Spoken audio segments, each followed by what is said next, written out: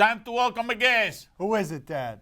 NBA legend Magic Johnson. Always love talking to this man, one of the greatest basketball players of all time. And today is the 20th anniversary of him sharing with the world his HIV positive diagnosis. I think sports fans, we all remember where we were when we heard that. You can learn more about what he's doing in the HIV community now at magicjohnson.com. Let's talk to Magic. Put us next to you, Magic, when you're getting the news that you're HIV positive. Put us right next to you. Well, we were in Utah, the Lakers, to play an exhibition game against the Jazz, and I get a phone call to wake me up out of my nap that said, Irvin, from Dr. Melman of the Lakers, you got to come back to Los Angeles. And I said, can I play the game first? He said, no, get on a flight right away. So I flew back to L.A., and he began to tell me that I have HIV, and it was just devastating, man. It just almost took my breath away from me, and I was in disbelief, couldn't believe it, even for hours. You know, you're sitting there, how could this happen to me? You know, and so, and then I had to drive home to tell my wife Cookie that I have HIV, and she was pregnant with our son EJ at that time, and it was just, she began to cry. She was devastated. Because when you make a mistake and something happens, it's not only does it affect you, but it affects your family members as well, your loved ones. So it affected her. Later on, we found out she was okay, and our baby EJ was okay at that time. And then I had to make a decision on whether to go public or not, as well as whether to retire from the Lakers. So I decided to do both, go public, because I wanted to help people and save people's lives. And then I decided to retire because I wanted to be here 20 years later, because I knew that it was going to be a lot of stress on me to return to the NBA. And I just decided to retire and walk away from the game that I love, and I was in the prime of my career. So what was that drive home like? Well, the drive home was not great at all, because I was going through every scenario, how I was going to tell her. I was practicing my speech.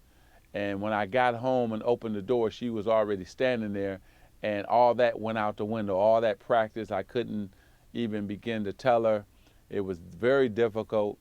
And then when I finally got the words out, she just cried. And I told her, I said, you know, I would understand if you wanted to leave me. And as soon as I said leave, she smacked me and hit me so hard, like a Mike Tyson right cross. And she said, we're going to beat this together. And I think that was the greatest moment of all of this, is that we stayed together, and we have 3 beautiful kids, and now we're grandparents as well. Chris Mullin tells a great story about the Dream Team. Everybody getting out of the way. You and Michael going at it in a practice, very loud through curses. Put us there, Magic. Put us there. I always challenge Michael every day.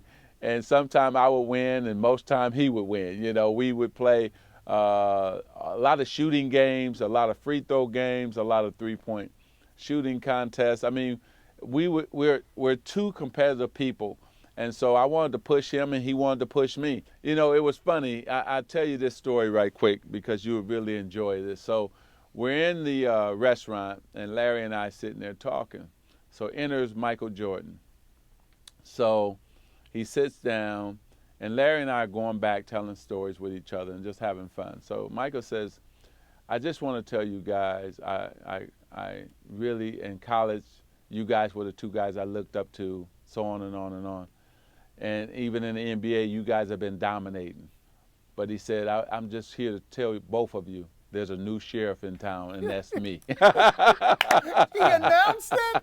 He announced it to both of us. We both looked at each other and said, you know what? It is your turn, so go ahead, young man, go ahead. Give me an example now of Magic Johnson still being unreasonably competitive about something that even you look at and say, well, this is silly for me to be competitive about this. Well, I play my daughter at 16 one-on-one. You know, we'll go to 10. I let her get to 9, and then I got to crush her. You know, I got to beat her. I just can't let her win. My wife get mad at me all the time. Cookie said, you can let your daughter win. No, I can't let anybody win. I got to crush you. I don't care who I'm playing against. My grandkids right now, you know, 3 and the other one's about 8, 9 months.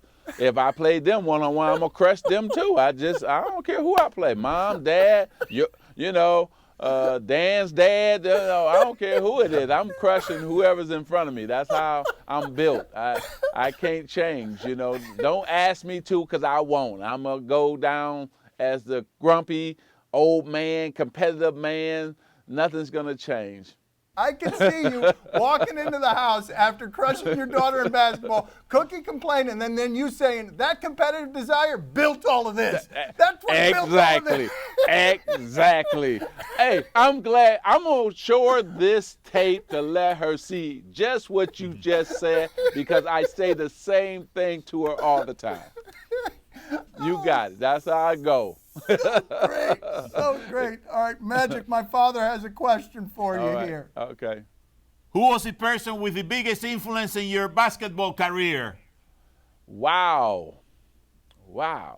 I would say first to start with my dad, and then it had to start with my high school coach second, because of let me play guard at 6'9", 6'8". But the person who really affected everything, who changed my life, was Pat Riley, because he taught me how to be a perfectionist. We had such a great coach-player relationship. He allowed me to be the coach on the floor, and he was, and still is, very competitive like myself. Oh, Pat, man, he changed my life, both on the court and off the court. Taught us all how to dress, how to be cool, how to be, he taught us how to beat Boston. Just everything. So Pat Riley is number one right there. My dad loved that answer. Oh. Loved that answer. Dad, are you crying? I think you meant. I'm not crying. Magic, thank you, Magic. We Thank you. appreciate your Thank you. time. Thank you. I appreciate it. Always both a of you. pleasure talking to you. You too. Take care, all right? Okay, bye. Coming up next to your question. And later, the Georgia Bulldogs almost lose their tight end in some hedges. What? What? We We find out together. No, I know. It's just me. It's just me, Poppy. It's Okay, just me. okay.